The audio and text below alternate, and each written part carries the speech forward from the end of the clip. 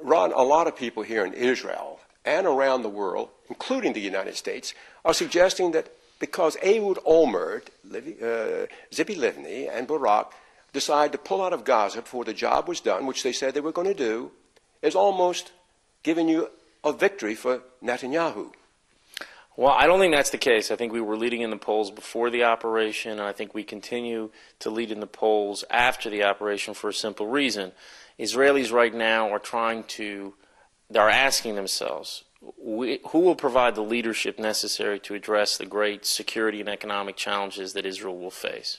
And I think the war has just brought once again back, not in the back of their minds, in the front of their minds, that Israel is facing some very, very determined enemies, and those enemies are going to have to be dealt with. And that war, unfortunately, did not finish off Hamas. Hamas is a reality. Israel is going to have to confront it sooner or later. They didn't finish in this round of fighting. There wasn't a knockout there. And I think this is a problem that we're going to deal with in the future. And I think Israelis have more confidence in the Likud ability to deal with Hamas and the other threats facing Israel in the future. I just returned from Sderot, and down around that area, the tanks are pulled back, the soldiers are still down there, some of them. And what is the likelihood, you think, that Ehud Olmert will send the troops back in?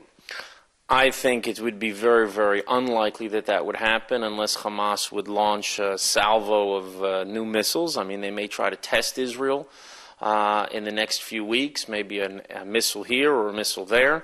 But I think there has to be zero tolerance for it. This government right now has said that it won't tolerate it at all. That remains to be seen, what exactly they're willing to tolerate, because we've tolerated it for 8 years before we decided to act.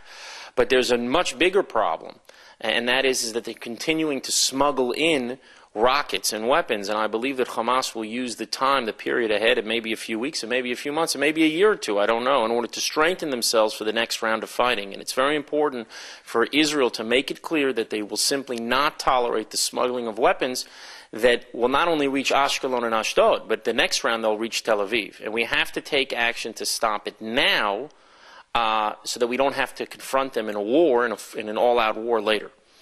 As a senior advisor to Benjamin Netanyahu, how would you have advised him to handle this situation? Well, I'm not a military advisor, but I can tell you what Benjamin Netanyahu said during the war.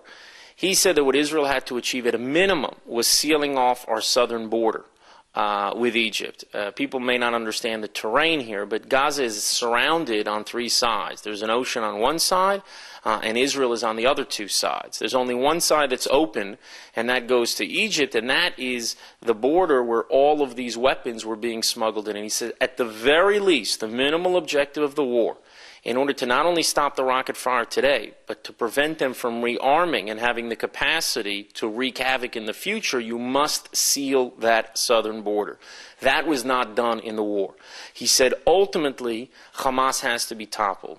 It's very important to understand Hamas is a terror organization dedicated to Israel's destruction. It says so openly. You know, this is not like other Palestinian organizations that say one thing in English and one thing in Arabic, and you have to have interpreters to figure out exactly what they mean. They say exactly what they mean. They say they want to kill the Jews, they want to destroy Israel, and this is a terror organization that Israel cannot compromise, cannot make peace with, and ultimately that regime will have to go. Before even cleaning up, Hamas is now digging holes, trying to clean out those tunnels.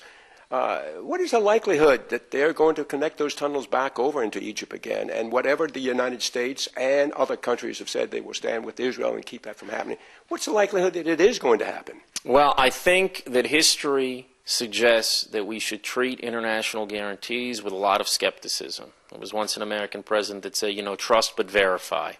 We have to be very, very careful about accepting those guarantees. While we welcome any support by the international community to deal with this problem, I think that history has shown that Israel has to rely on itself for its own defense, and I think we have to make sure that they are not able to smuggle weapons through those tunnels. We're going to have to take action. That action may require military action, it may require intelligence action, it may require confronting them at the actual point of the tunnels, or maybe from a place where they're bringing the weapons in to begin with. But we're going to have to take a lot of action to make sure that this highway of weapons that have enabled Hamas with Iranian support, and it's very important to understand, the country that is behind this is Iran. They're the ones who supply the weapons to Hamas. They see this as kind of a front line of attack against Israel and also a front line of defense for them as they see it, with Hamas in the south and Hezbollah in the north.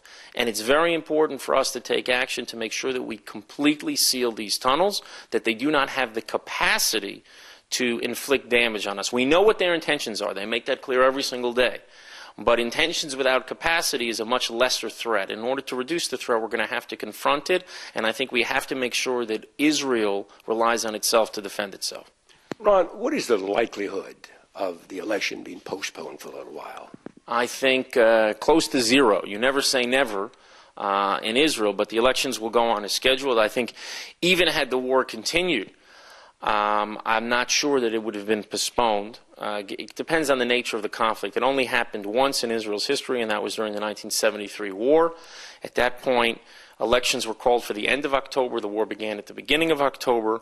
It was a very different war. It was a conflict that claimed 2,600 Israeli lives. It was a surprise attack on two different fronts. It was a completely different nature of a problem. And so I don't think that the elections are going to be postponed. They're going to be held on February 10th in 2.5 weeks.